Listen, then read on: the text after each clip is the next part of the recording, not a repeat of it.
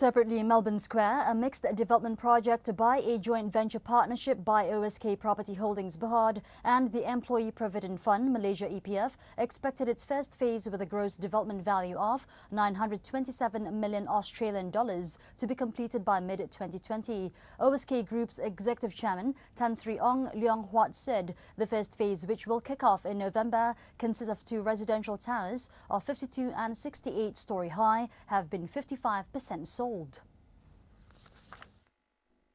Melbourne is a very fast-growing city because of its qualitative aspect in education, in infrastructure, in the environment, in the city planning, in every aspect of the quality that the modern people wants to have, resulting to being able to achieve that status as the most livable city in the world.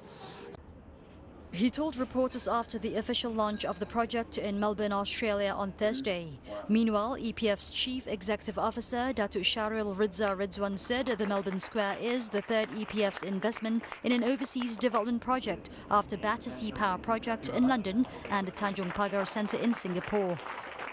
So untuk kita di EPF ni kita selalu dipelawa untuk menjadi rakan kongsi di dalam pembangunan di beberapa projek.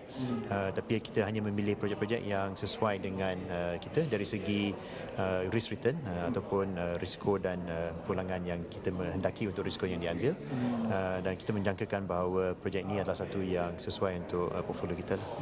Syahril said Melbourne Square meets EPF's long-term objective and would be a good addition to the overseas portfolio. The increasing demand for residential property in Melbourne will also enable EPF to generate returns for close to 15 million members.